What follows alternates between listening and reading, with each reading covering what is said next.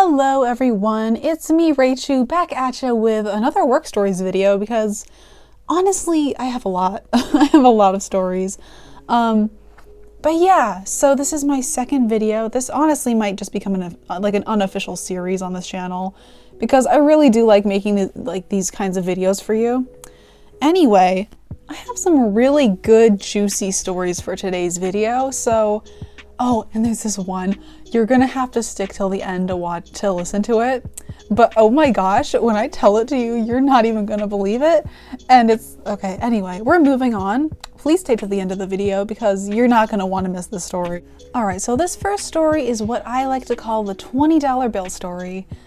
Great name, I know, so creative. Anyway, so basically this guy came through and he was buying something. I don't even remember, but he had this $20 bill, and one of the policies we have at Five Below is that there's like a I don't know what they're called, but like basically you slide the like 20s, 50s, and $100 bills into the little thing, and it checks to make sure that it's like real currency, like it's not fake. Or oh my, there's a cat and she's being very annoying. I love you, but you can't be here, baby.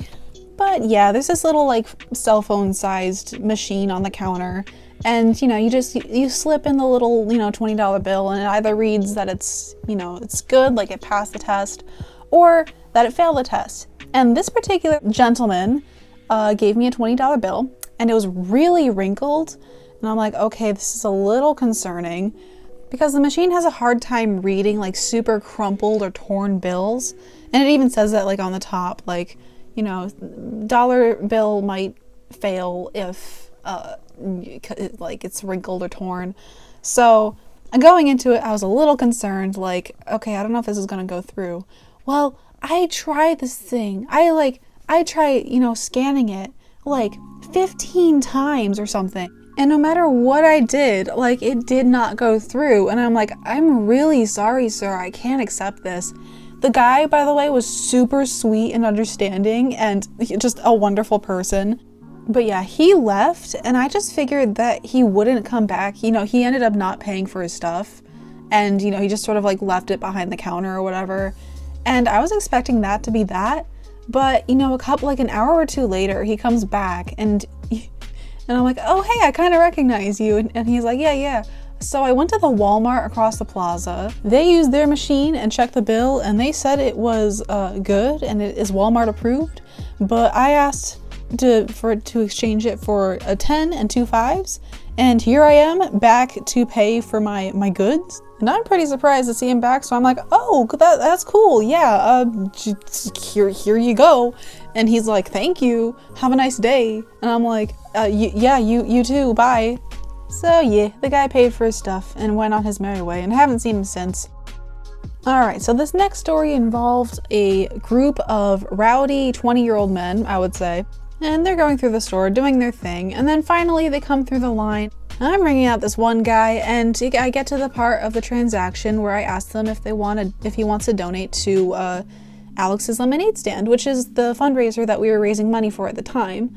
And it's, you know, for childhood cancer. Anyway, so the guy is like, no, not today. I don't want to donate.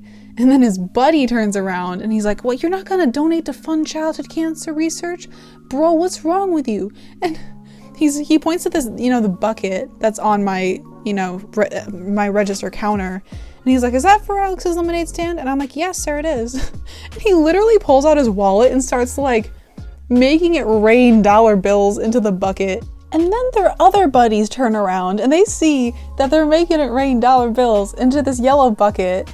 And then they start doing it, and there's just like 3 or 4 adult men like flinging dollar bills into this bucket. And I'm just standing there watching it unfold. And it was really funny.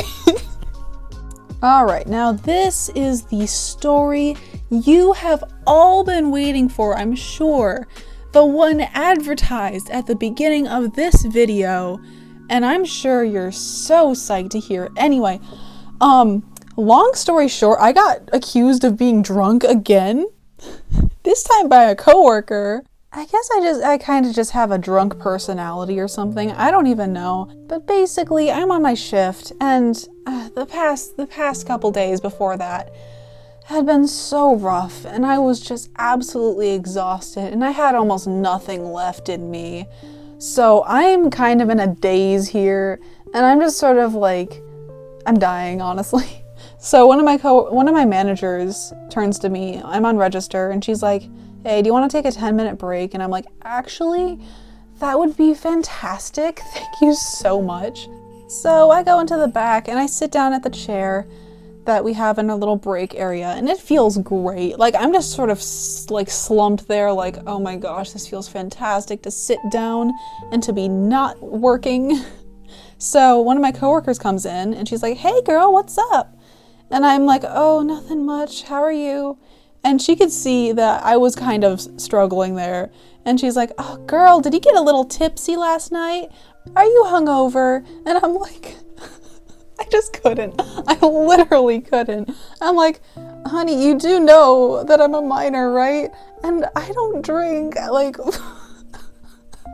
yeah, I just started cracking up.